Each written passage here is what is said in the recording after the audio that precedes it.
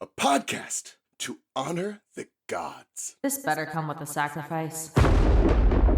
Deus Ex Media.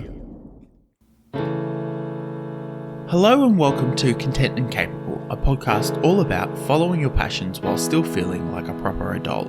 My name's Sam and I'm your host. This week I spoke to Adele and Philomena all about making music accessible and what it looks like in our eyes and how we can implement it in the music industry today. Welcome to Content and Capable, Adele and Philomena. It's lovely to have you guys on. Woo! We're back. I feel like every now and then we're back and everyone's like, why, what's happening here? How are the music nerds back again? back again. Shady's back. Back. Who's back? Back again. Yeah, there we go.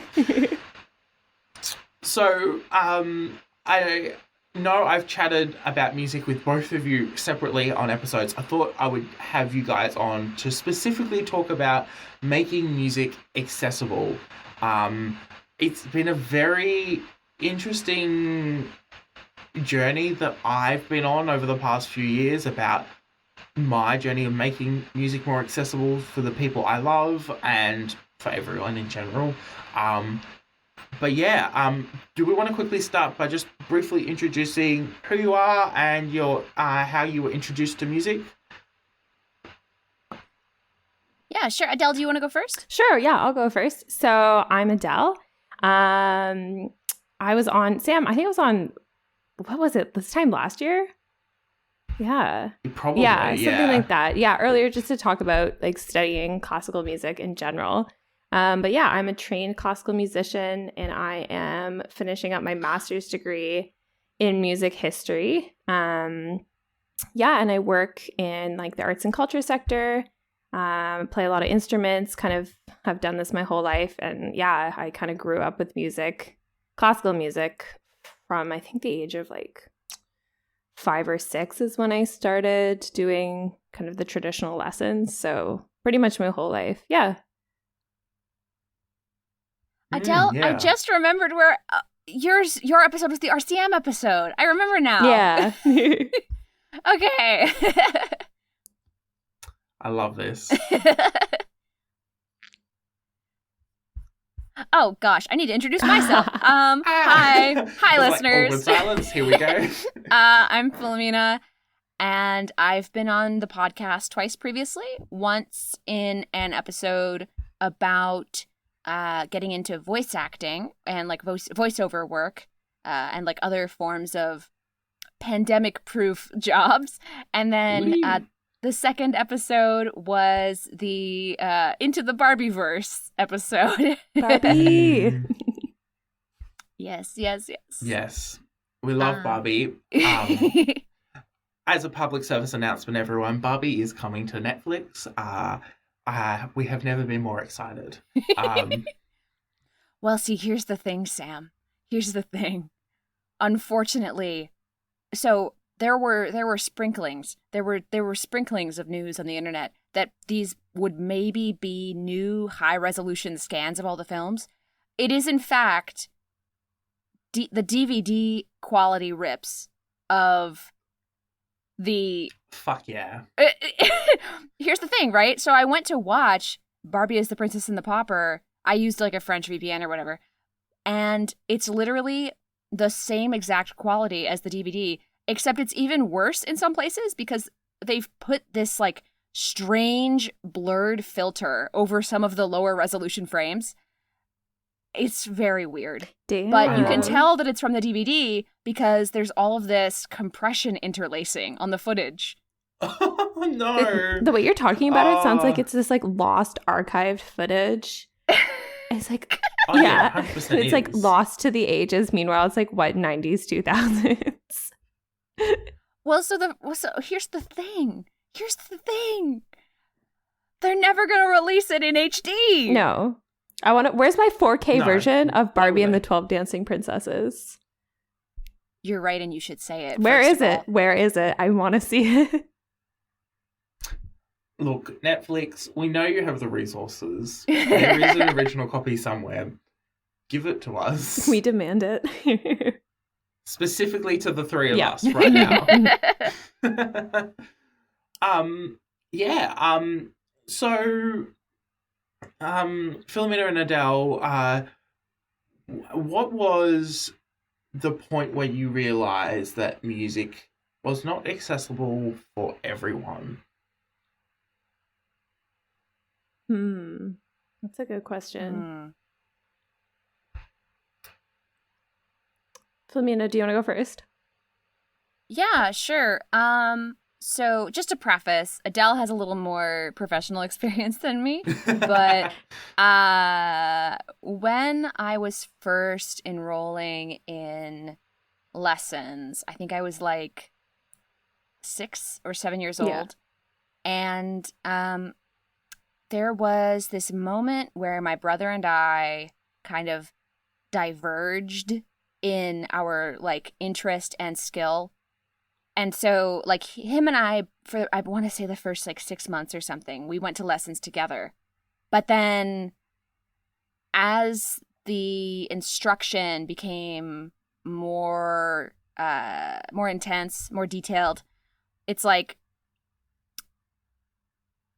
there are some people who pick it up really easily. As with any skill, there are some people who pick up playing music very quickly, and there are some people for whom it is difficult, and that difficulty is troublesome, right? Even like completely agnostic to any class factors, any like ethnicity factors.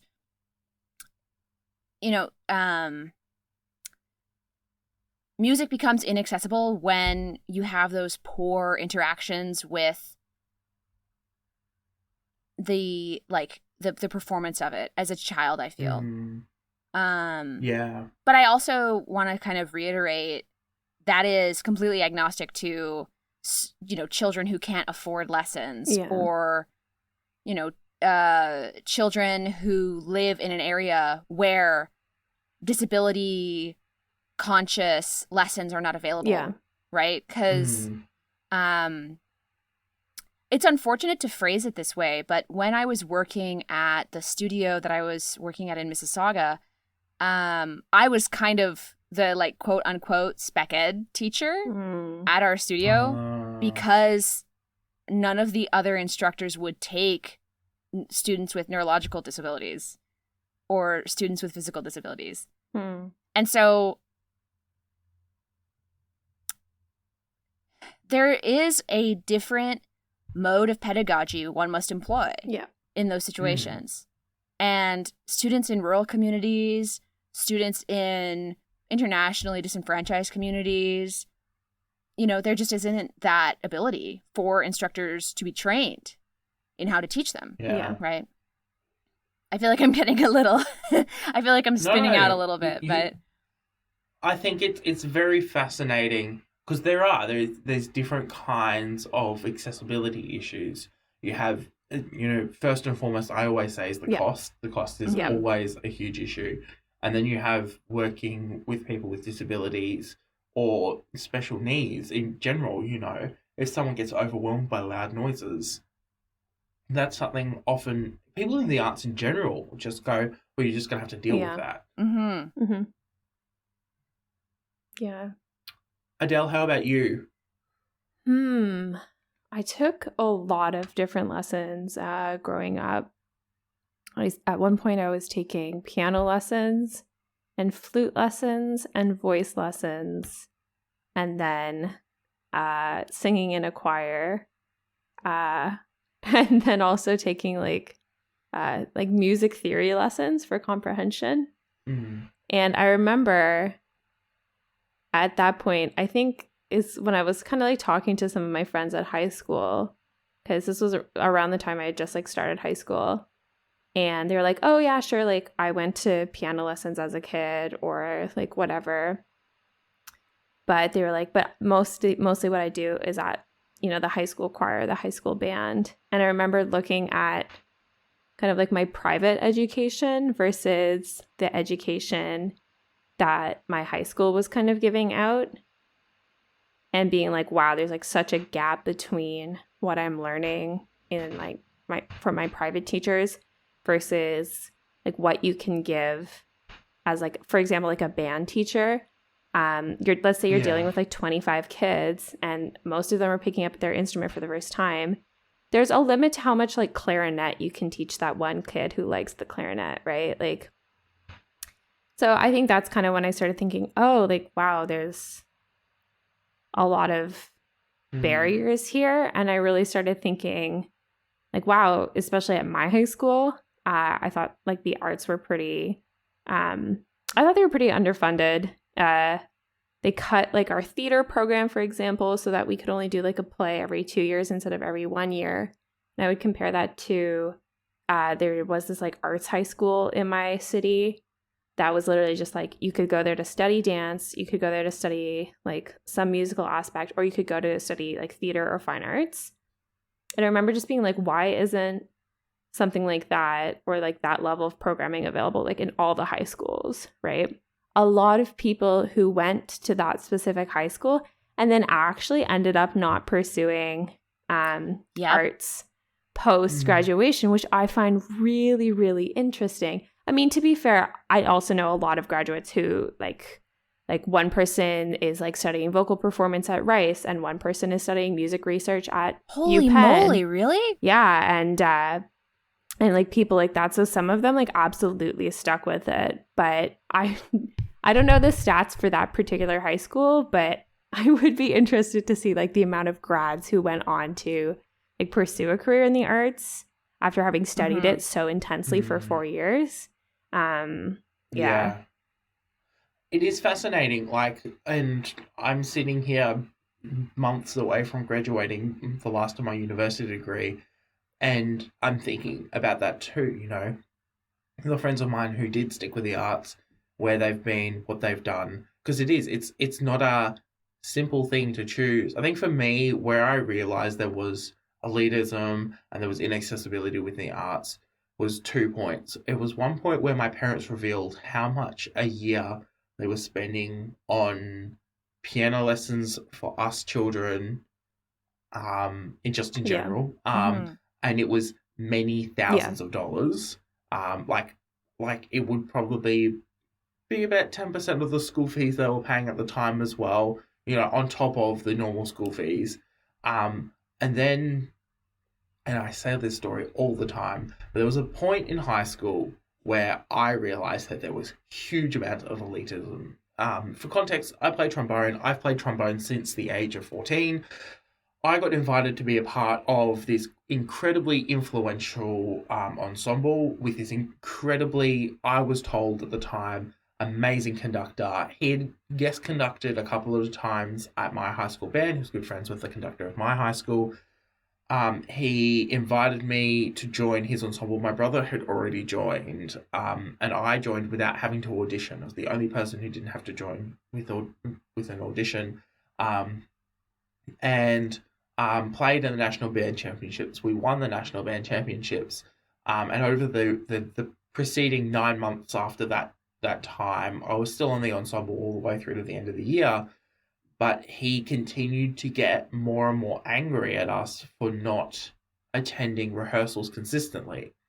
Keep in mind, I was playing in about 7 ensembles a week at that point. Jesus.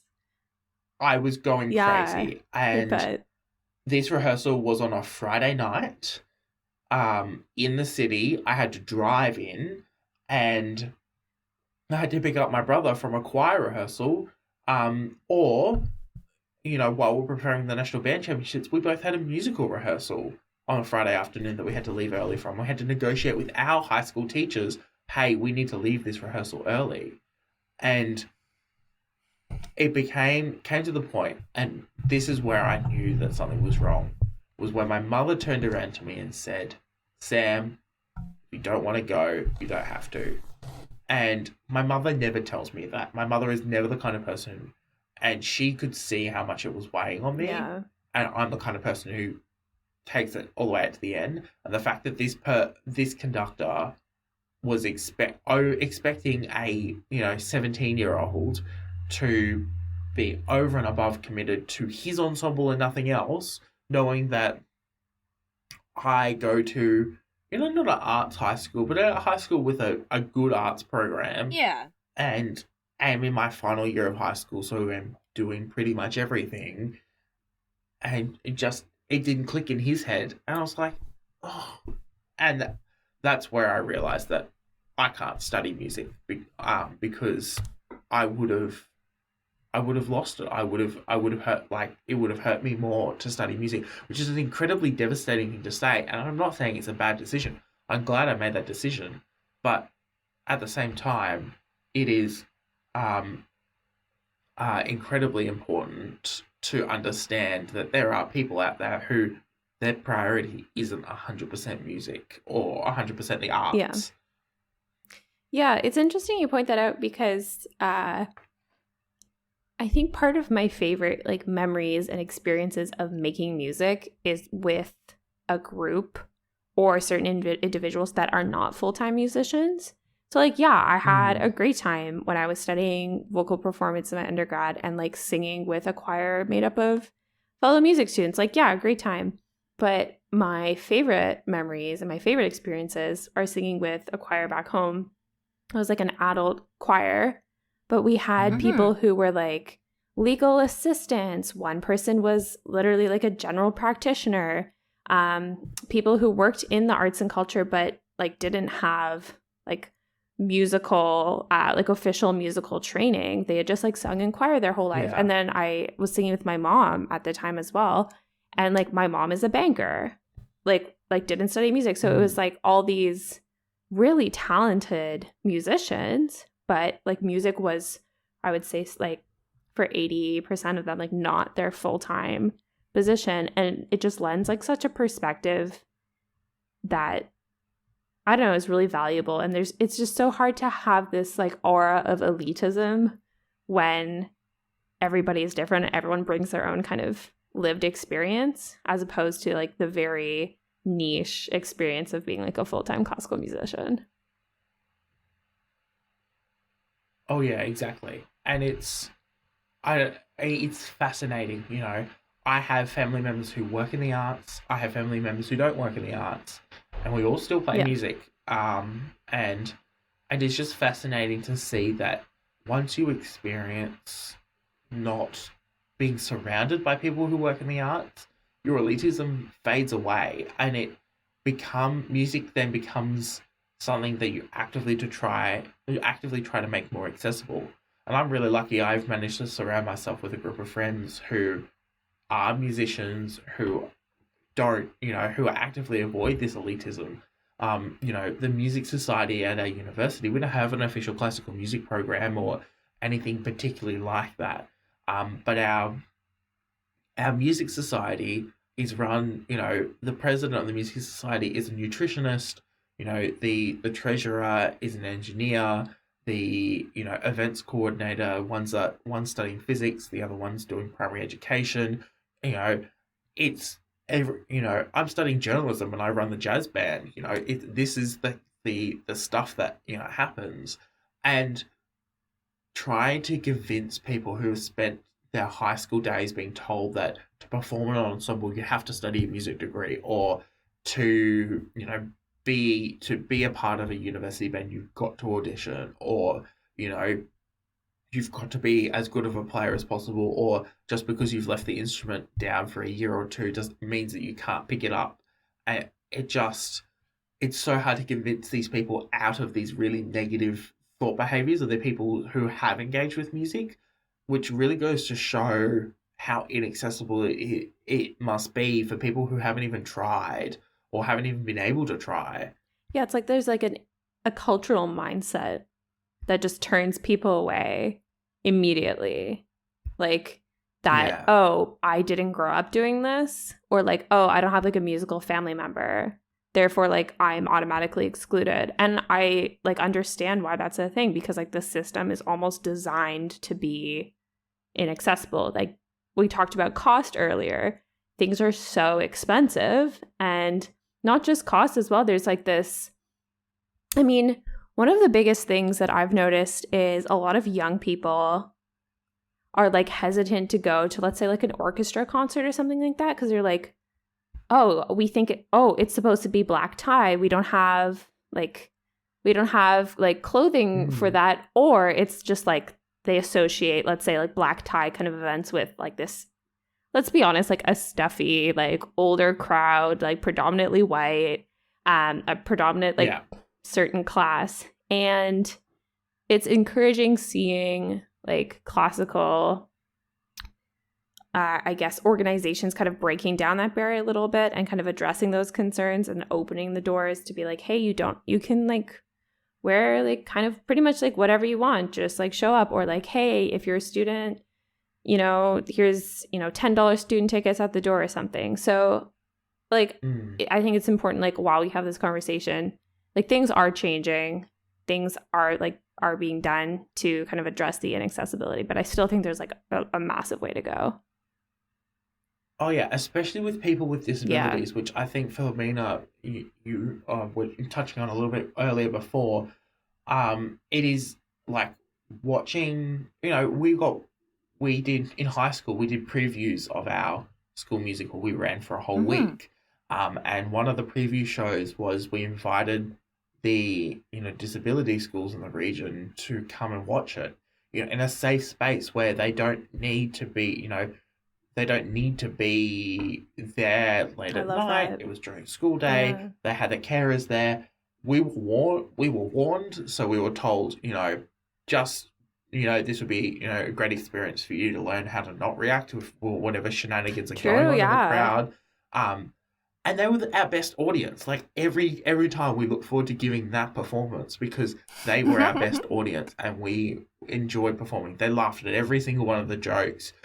They made all the most appropriate reactions, and, you know, with some of the best musical, you know, guests you could have. Yeah, and I think that they're like, regarding live performance, I do think there is simultaneously this diminishing appreciation for classical music by the general public as a function or a result of like the whole overdressing thing, the whole like I don't have the right look to go see a classical music show. But also I do think that like among the old guard of performing musicians, there is this sort of disdain for modern music.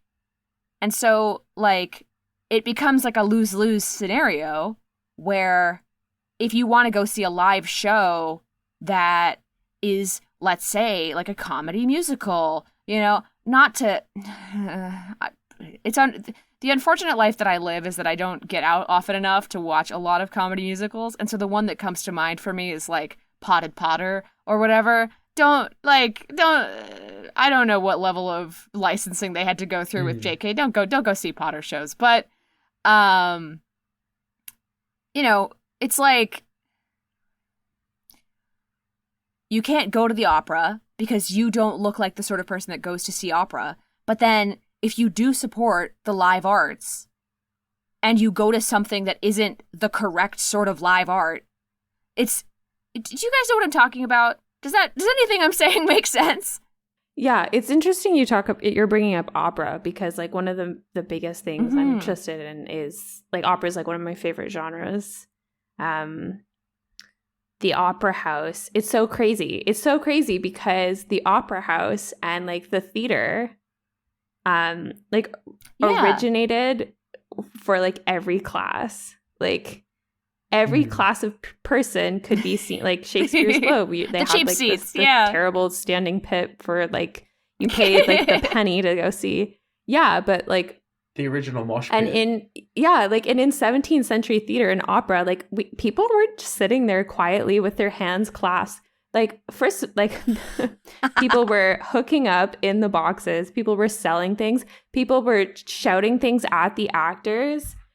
People would just like loudly talk. People would go there to, like with their like side pieces or go there looking for a date, which is hilarious to me because now it's like, okay, sit prim and proper in your like best dress, like don't make a sound. 3-4 hours. Focus for I mean, opera especially, 3 or 4 hours, which once again, we've talked about like some, like, I just like a non-abled bodied person. I mean, like I already have like a hard time sitting through like a 3-hour act, even if there's like 2 intermissions. But it's such the space itself is really interesting, or whether it's a symphony concert or an opera or like, let's say, like a play or something, the space itself feels so constricted that you have all these expectations as an audience member to just like stay constrained. And so I think that's what turns off a lot of people too. Exactly. Like, why would I go do that when I could go see stand up? Right? Mm. Yeah. My parents have the same thing where, you know, small children are like the perfect example of why music isn't acceptable. Is accessible, sorry. And it's because, you know, my parents turned up to the first concert I've played in a year a couple of weeks ago. Oh, nice. And it's not their fault. Like, it's like they would come to more of the concerts that I perform in.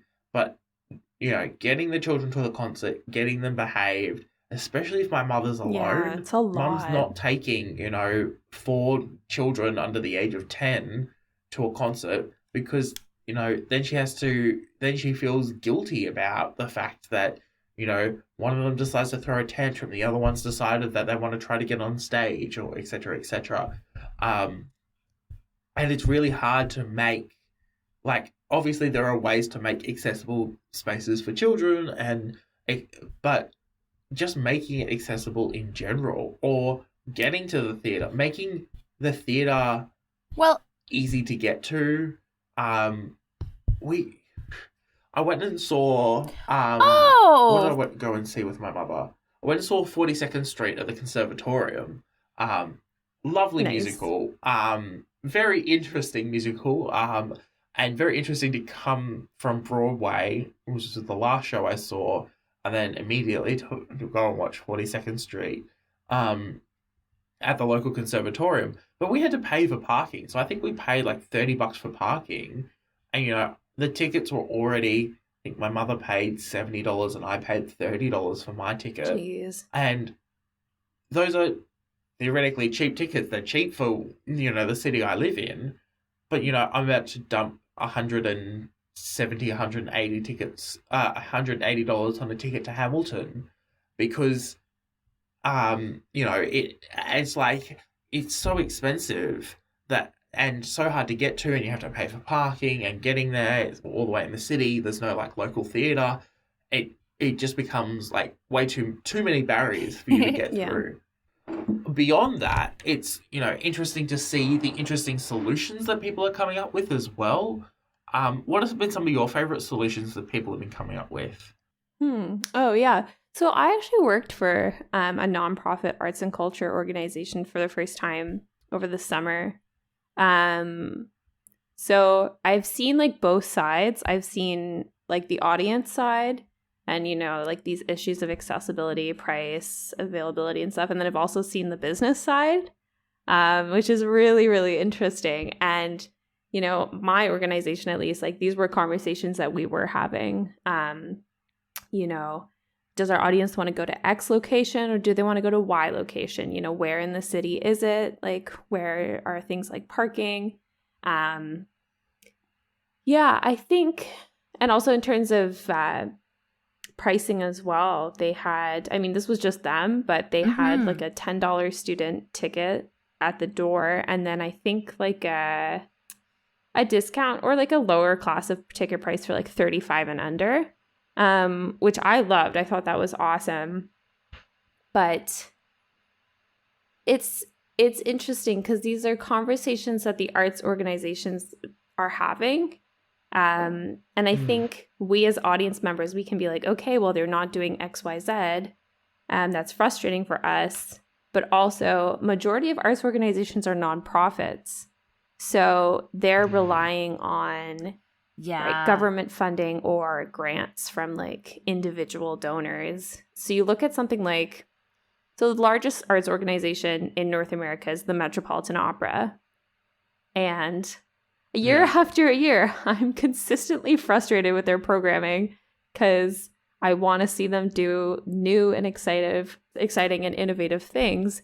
But then I'm like, okay, in classical music, we kind of call it like what gets quote unquote butts in seats.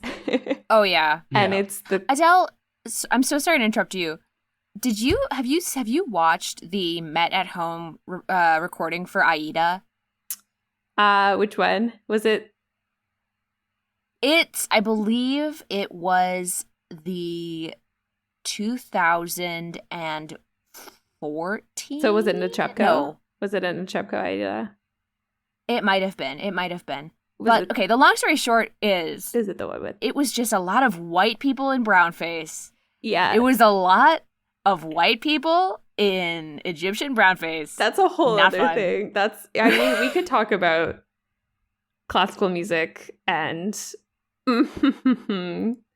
that's problematic. yeah, Orientalism and exoticism and blackface and stuff like that. But I mean, it's wild because on one hand you have this like traditional, like set in stone institution that just like seems to refuse to budge and refuse to kind of like respond to these wake up calls.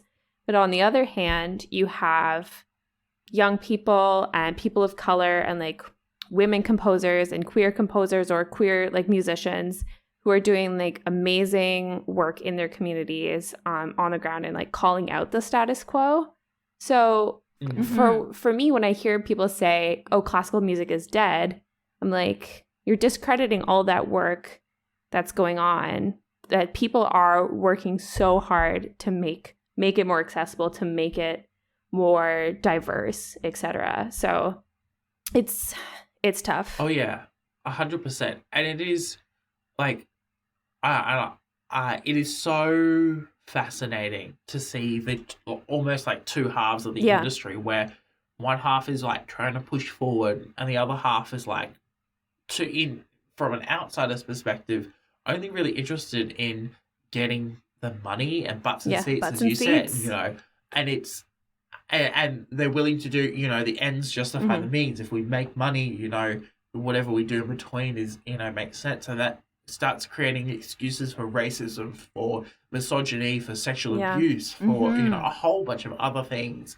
I do want to quickly touch on grants, because like, this is a very fascinating thing that I only learned quite recently. So in May, we had our federal election and we were running stories.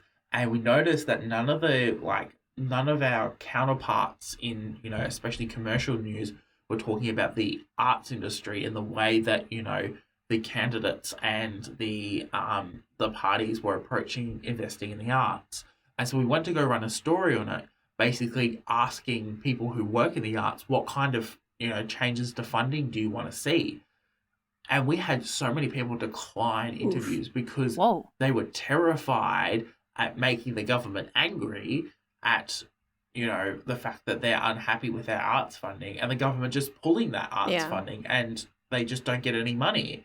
And it is, it was never more revealing to me than it was then, realizing that they have to, you know, be happy with what they've got, because somehow it's a privilege and not an essential service to be running these arts organizations that are providing culture and economic activity and stability and a whole bunch of other things to the, not just, you know, the economy, but the wider community and the arts sector in general. And it's just very frustrating to watch. Yeah, and to sort of bounce off of that, to kind of go back to the whole like class-based segregation in the arts in early education and high school, I think not to like go down the rabbit hole, but recently I want to say it was like a Ronald Reagan quote, has been sort of floating around the blogosphere, and it's like, the quote is regarding like the educated public. If we fund too many people going to university, nobody's going to vote Republican, etc., etc. And so in my mind, there is this sort of labyrinth of like we defund the arts, and then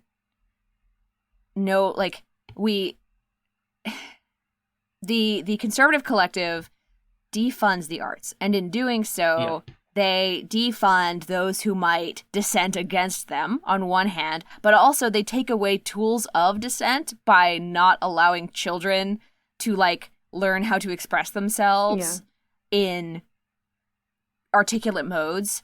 And so as we get into high school and as we get further away from very early childhood, we find these class segregations of only pre-existing wealth can afford to go into the arts, which means that only those with pre-existing wealth can express themselves artistically through music. And so it just becomes this upper class hamster wheel of, little Johnny Moneyworth, little Debbie Warbucks, and very white as well. I think is precisely. Yeah, exactly, Adele. It's so white. It is, and it's not just in musical arts, but it's in visual arts. The whole arts sector. We were talking about it the other day. We're proposing a change to our constitution federally to recognise Indigenous peoples in a legislative way, and they have a voice to Parliament. And it is a fascinating conversation we're having now of breaking down the racism and the terribleness, and then that will then add on. They've got a really, really quite deep arts culture, and their music and their art are so significant to our cultural identity. And obviously investing in that, or their encouragements to invest in that, will be so important. Yeah, I think that classical music definitely has a race problem. It definitely has a class problem, and I think it still has a gender problem. And like I said before, there are people who are doing really important work on the ground. But I think there's still so many people within positions of power, whether it be conductors or people at institutions like universities or private teachers, who still uphold that old traditional sense, and they're not interested in teaching anything new. They're not interested in having important conversations and important dialogue. So it's hard, and it's kind of wild to me that there are people operating in the industry that still think that way. There are, world-renowned opera singers in 2022, especially in the age of social media, that still want to do blackface in their productions and still have careers because of that, and aren't, despite multiple call-outs, are still functioning. So I don't know, it seems like there could be so much more progress, but people who are still operating and have power are still so resistant to it. Yeah, and it's frustrating to see as a young person who wants to push further and to break down barriers. We were mentioning before we started recording, I'm currently unemployed at the moment. Podcast editors, please hire me, whatever, etc. I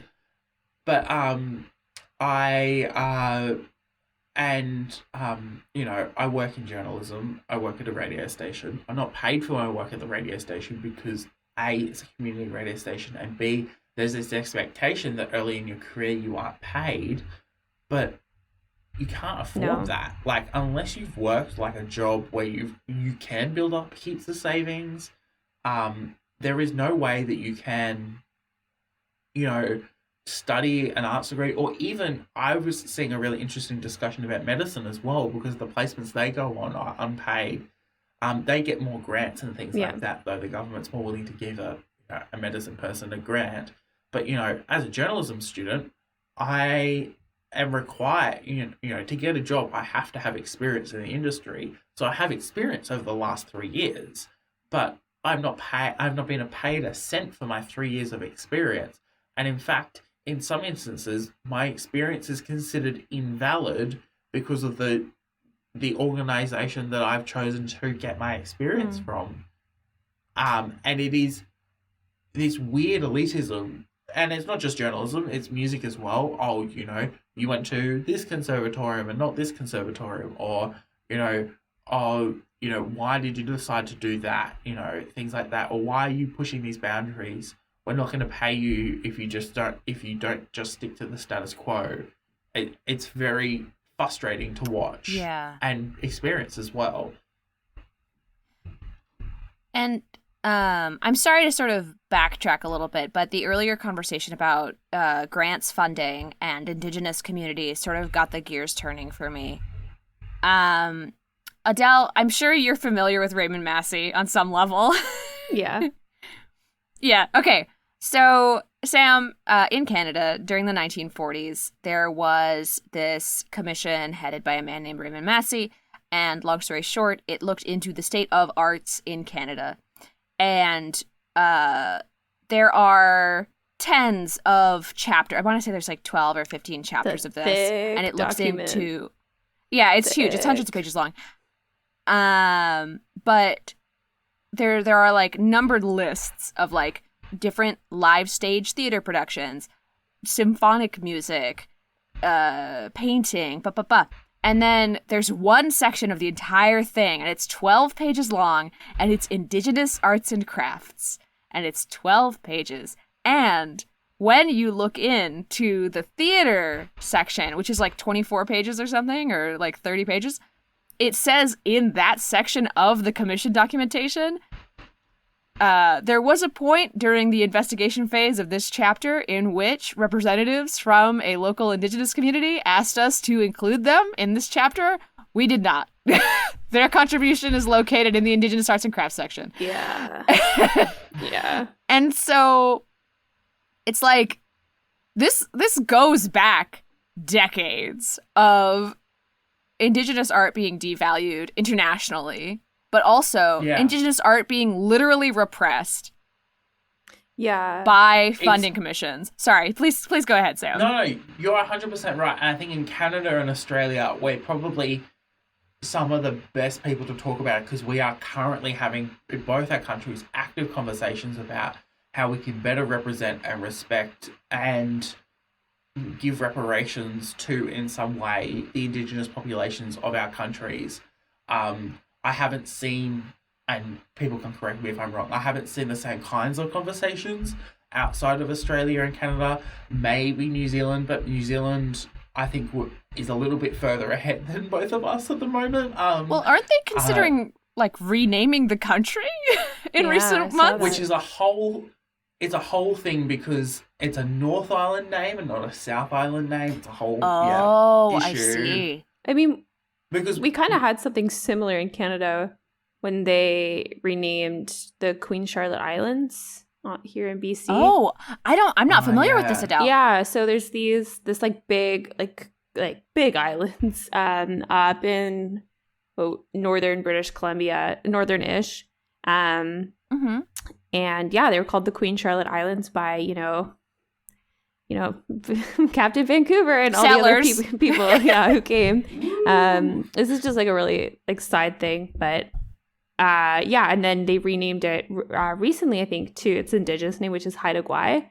I've heard of this. Okay. Yeah, which is super cool. I mean, I know in BC especially, because I've been mostly involved in arts here in the past year, there has been a lot of conversations about not only like Indigenous musicians within European classical music, and Sam, I can send some stuff that we can include in the show notes, which I think is super cool, but also just like what do we consider music in general, and like what do we consider classical music, and like why is there a hierarchy, and like how can we dismantle that hierarchy, right? So it's not just European music that, you know, scholars and like audience members and organizations want to put out. Like it's, I don't know, it's just like, what is classical music? What are we considering classical music?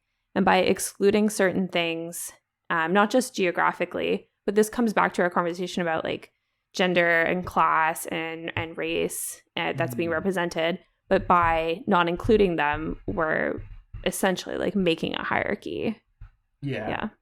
Oh, 100%. And it is one of those things where, you know, for example, Hamilton's touring here in Australia. We have we have a First Nations person he's playing the role of Hamilton. And it is amazing to see the proportion of Indigenous people who are involved in this production. You know, we're also seeing way more greater appreciation and way more focus on Indigenous art, Indigenous music. I'm also really privileged. I work in a radio station that we have quotas. We have like I want to say 10% quota. You have 10% of the music that is played every hour at 4ZZZ here is written by an Indigenous really artist. interesting. In fact, Canadian radio has something like that, but it's like Canadian content law, so it has to be like under the realm of Canadian. Yeah, it's a part of content law. Yeah. I think the law is 5%, but the station policy is 10%. That's awesome. That's really cool.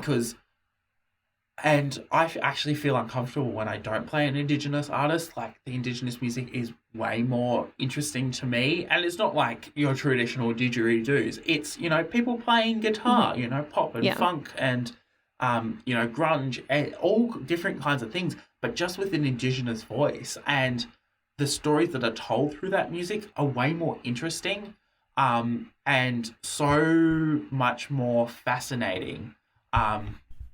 I feel more geographically connected to the music, like to some of the music that I play by Indigenous artists than I do played by, you know, generally just white musicians. And it makes the music I play and I choose to play on the radio way more significant to me than, you know, the latest hits from, you know, Lizzo and Harry Styles. Not saying that Lizzo and Harry Styles aren't valid representation of other aspects of the music industry, but representing Indigenous voices, especially in the country or the region that you're in, people forget that there are hundreds of Indigenous nations in Australia, and each of them have their own customs, practices, and languages.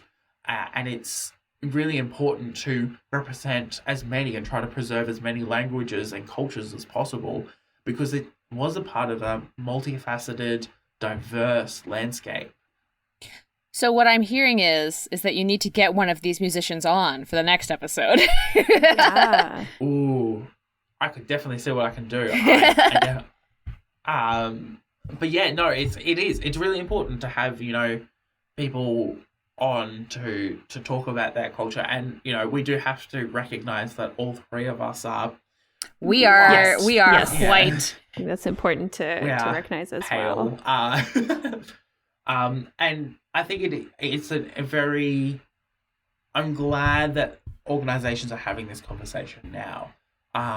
You know, with Black Lives Matter earlier, you know, during 2020, as well as the those horrible discoveries in Canada of those Indigenous, you know, people's bodies in those homes, as well as, you know, here in Australia, the Indigenous voice to Parliament, and, you know, in a whole other places where culture, we've realised that our culture thrives when we are looking out for one another. 100%. And the art sector thrives when we're looking out for one another. Yeah. That's a beautiful way to put it, I think. I do also want to say as well, on the subject of island renaming, we have renamed a couple of our, you know, Ayers Rock always had two names. It was Ayers Rock and Uluru. Uluru is the name that we use nowadays. Other things is like there's a island in the general vicinity of where I live called Fraser Island. We've renamed that to Kilgari. We've handed back, you know, a whole bunch of other bits and, you know, other areas, national parks and regions back to Indigenous people. And by doing that, we give people a space to experiment with their culture. You know, culture doesn't sit still, it evolves. Yeah. And giving people that space to explore that in a safe way is exactly what's needed.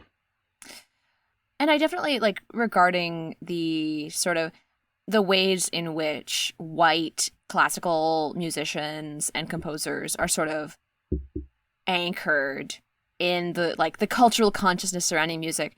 I think that a lot of people, it's so in the Alfred series of piano instruction books, there is this Adele's making a face. There's this one song, and it's called Indian Drums, and it is mostly a song that the authors made up to teach students how to play quarter notes on the piano and to play a simple quarter note melody. But with every student I brought through that song, I did like a whole thing. This is why we don't call the First Nations of Canada Indians. This is why Christopher Columbus was a bad person. Yes, the city that we live in, Mississauga, is named for the indigenous people, the Mississaugas of the Credit River. Wow, amazing. Yes, they are all still alive. Yes. But it's like, you have these 7-year-olds, these 6-year-olds who are never taught otherwise. Like, I had students as old as 10 years old who had never been taught that the city that they live in is named for the indigenous nation that used to occupy the land that they live on. I'm not surprised. You by know? that. Yeah. Ontario is behind in a lot of ways. Yeah, I would say, which was a kind of a shock. This is getting very Canada specific, but I mean, it's always... Sam brought 2 Canadians onto this show. He doesn't want it to be Canadian. But look, Australians and Canadians are basically the same thing. No, I would agree with that. I don't know. Yeah, I feel like indigeneity in classical music, I'm certainly like not the best person to speak on, but I've been privileged enough to listen to a lot of really, really informed Indigenous people talk about this. And once again, like, I can send some stuff for the show notes. But I think Canada is in a better place than it was, but I think we have so much work to do. And it's just interesting, these issues, whether it be like Indigenous people in Canada or Australia or Black Lives Matter or something like that, they touch every aspect of culture. It's not just like policies, it's everything to, what's being played on the radio. What kind of like people do you see in your advertisements? You know, what kind of things are you seeing, you know, in the museums? Like, what are you seeing on television? Stuff like that. Like, who is getting like a platform, whether it's music or, I don't know, something as simple as, you know, Indigo, which is like our version of Barnes and Noble, you know, their top 10 picks of books of the year or something like that. Yeah. And even like there are so many other simple ways as well. Here in Australia especially, acknowledging country is a really important thing. Doing an acknowledgement of country before every event. We do it before every lecture and tutorial at university. Doing that kind of thing is just a simple reminder of, you know, the land that that I live and work on is stolen land. You know, we didn't pay for it. Mm-hmm. Other simple things is, you know, just being aware. You know, we do it in the news and on air all the time, where, you know, if you're talking to an Indigenous person or, you know, you're mentioning an Indigenous person that has died, culturally, you know, that's something that, you know, Indigenous people don't do. So then it's like warning people so they can tune out and then tune back in, you know, once the conversation about, you know, Indigenous person that has died is finished. And, you know, being just aware of your surroundings as well. It's the same in, you know, it reminds me of like performing in a band. You know, you've got to be aware of your surroundings because you're all working together for the same goal. Mm-hmm. Yeah. I think educators and like I would say professional full-time musicians have that responsibility of, especially when they're coming from places of more privileged class, or whether it be, any sort of privilege, is just like looking around and be like, hey, what is going on in my industry? What voices do I lift up? Is this me, educating my students on, for example, that piece you mentioned, Philomena, in the Alfred book, or is it, am I programming or commissioning, a piece by a trans composer? Or, for the keynote speaker at my university, in my music department, am I inviting, a woman of color to speak? Stuff like that. Mm-hmm. And I mentioned before kind of like this divide between the on-the-ground work and like the traditional. And I think everyone who works within the traditional and works and interacts with the traditional has a responsibility to kind of recognize the other side that's trying to kind of push boundaries and trying to adapt this. Yeah.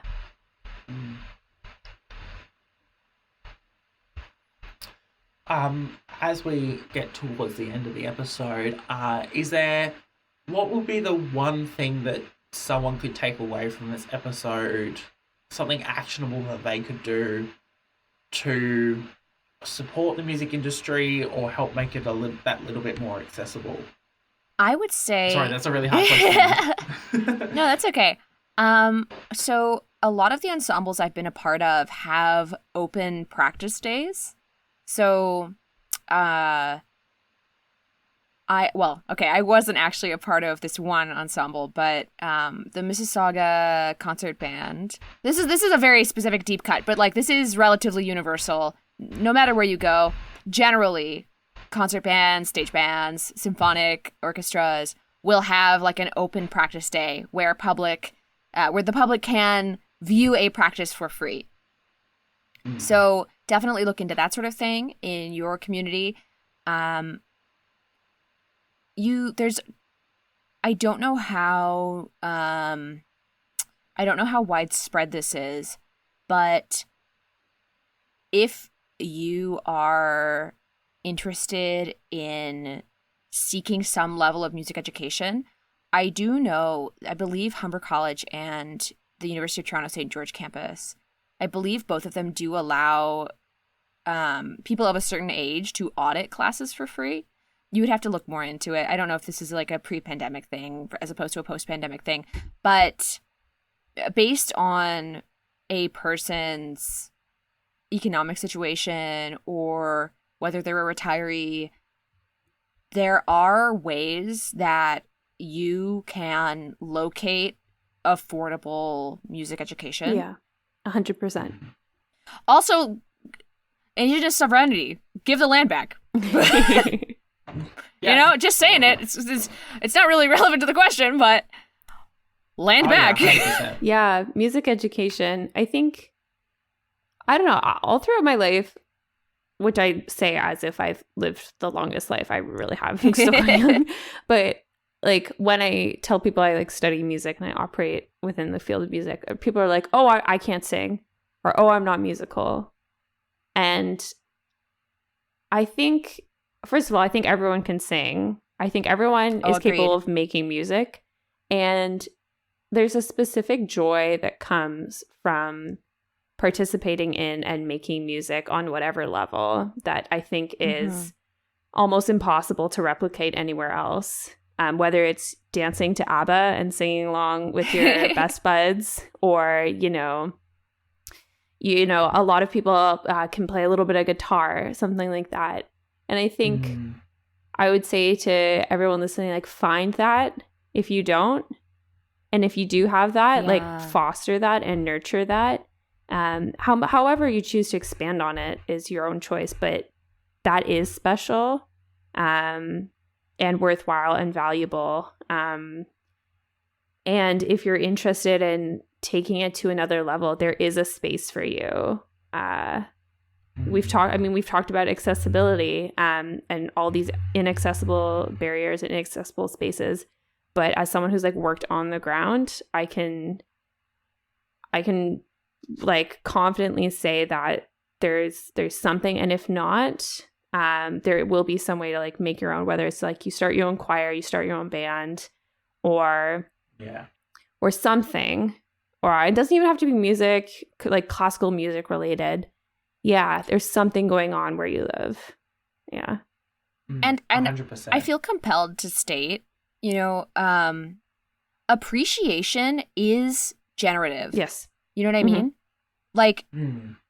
attending performances, even just like listening to music on your iPhone or like plugged into your car radio, like you as a person experiencing art is inherently a positive and generative experience, because every input that a human being experiences must be comprehended on some level. And that comprehension, it becomes a new, unique version of whatever you're consuming. Yeah. Right? Yeah. I think bouncing off on that as well is, try to go and see things, whether it's, the local concert band playing a park gig, or, you see that the local theatre company is doing a show. I went and watched Into the Woods with, a 10-minute drive from my house. It wasn't even near the city. And it was just like, it was one of the most interesting shows that I've watched.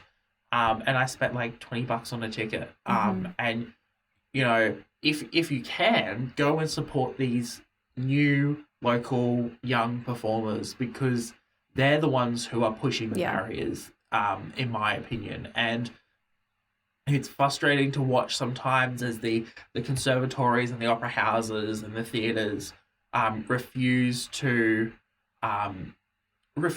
continue to support, or you even start supporting people that are outside of this norm of what gets butts and seats. Butts and seats. But if you go to support, yeah. I think that's the saying of this episode, butts and seats. That's the episode We title, yeah. want your butt in a seat. Yeah, we want you.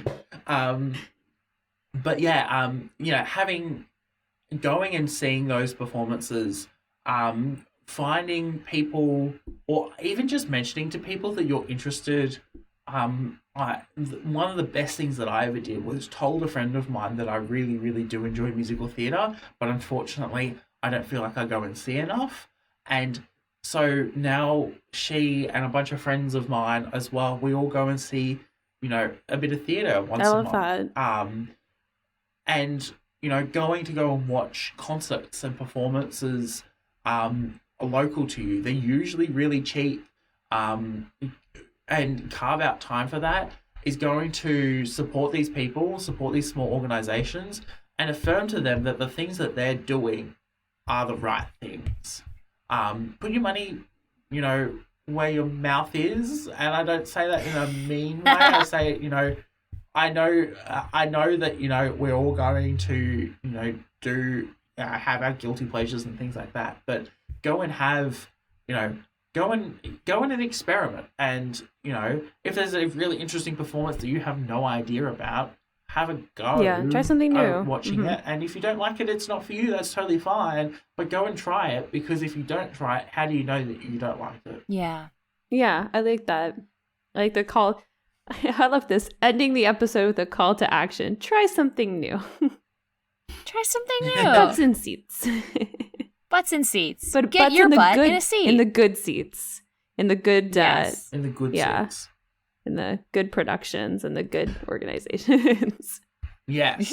And, hey, no one's going to judge you for, not picking the right thing all the time. We make mistakes all the time. And I'm not saying that, I'm going to get mad at you if you're wrong, but how are you supposed to get it right if you don't make mistakes? Personally, anyway. I think that life can only be lived through mistakes. That's my personal 100%. philosophy.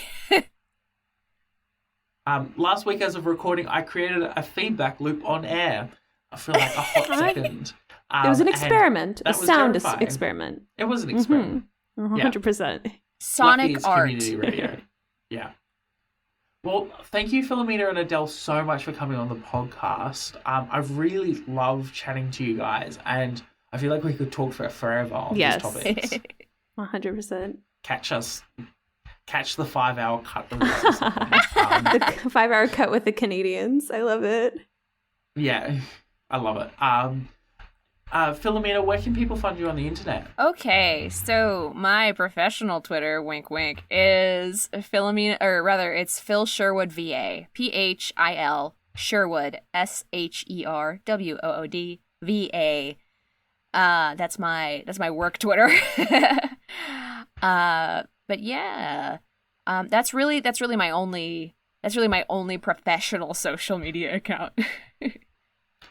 And has there been anything that you've been reading, watching, listening to that you want to plug? Yeah, so speaking of music, recently one of my friends and colleagues, Jesse Corrigan, put out a country-y, bluegrassy, folksy sort of album. And so that's streamable on Bandcamp. And then I also I want to plug for the Greater Toronto Area people. If you want to see live performances, especially live theater, the best way to do it is to sign up for this website called hipTIX. You can get $5 theater tickets and then $25 show, like professional shows at like Princess Margaret Theater, Mirvish, through like a student discount program that they do. Yeah, it's very exciting. Mm-hmm. But yeah, those are my plugs. Amazing. Adele, where can people find you on the internet? Yeah, my only like public social media is my Twitter, which I'm active on quite a lot. Just tweeting about like classical music or history or classics or something like that, which is Adele, ADELE _Marilyn, which is MARALIN. Yeah, so I hang out a lot there. And I guess if we're on the subject of like plugging music, there's one of my favorite artists is a queer artist named Fletcher, and her debut album is coming out on February 16th, which is a couple days away from when we're recording, so it should be out by the time this airs. It's I think it's gonna be really good, and if you are into queer pop artists and you haven't heard of Fletcher, check her out. She's amazing. Hell yeah. Amazing. Is Fletcher also Canadian? No, Fletcher's not Canadian, unfortunately. I'm seeing her in November and I'm very excited. Oh my goodness. Yeah. That's so exciting. You can find me at sam.the.journalist on Instagram and on TikTok. You can find me at samobjournalist on Twitter. Wow, that took a hot second. You can find the podcast at Content the Letter N Capable on Instagram and on Twitter. This week, I'm going to plug a beautiful EP that's recently come out by an artist named Thelma Plum. She's an Indigenous artist based here in Meanjin, Brisbane, and she wrote her EP called Meanjin, and it's great. There's two favorite songs out of it. One is called The Brown Snake, which is a reference to the river that runs through the middle of the city, and the other one is When It Rains It Pours, and it is just, they're lovely songs, a whole wide variety, a little bit more chill than some of the crazy songs I listen to from time to time. I'm excited to go through the show notes and like check all of these out.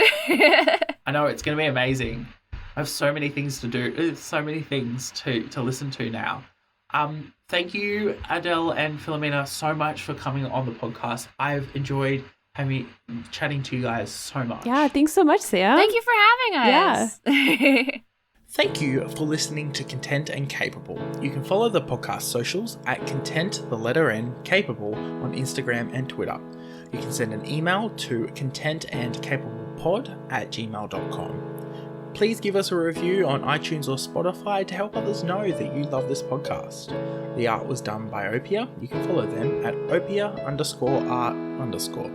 Opia is spelled OPIA. Feel free to message them about making art for your project. Our music was written, recorded, and edited by Isabel Strauss-Ritz. You can find Izzy at Kane_I, that's I is in the body part, on Instagram and Twitter, and on YouTube at KaneI with no spaces. Feel free to message her about making music for your project or editing your podcast. What would you do if there was a terrifying prophecy about you? Or you had to go on a perilous quest to save a friend. Or everything you loved was in danger and the world was about to end? Whoa, slow down, Charlie. You know what to do when all that crazy stuff happens, right? Call Ghostbusters? No, you listen to Of the Eldest Gods. Right. Sorry, Ray. Y'all can listen to our podcast about the Rick Riordan books. We'll cover each chapter and talk about some of the fucked up mythological context. And we'll probably get cursed by Zeus. Let's hope that doesn't happen this season. Catch Oteg on all your podcast platforms. And eat some blue food while you listen. Wish us luck while we survive the apocalypse. Charlie. What? Content and Capable is a podcast all about answering the question, how do you adult? Don't forget to rate and review, and I will see you next Monday for another episode. Deus Ex Media. Take a sip and the devil laughs. Yes, exactly. And then Adele Welcome. takes a sip of their drink. Well, now the devil's laughing, guys.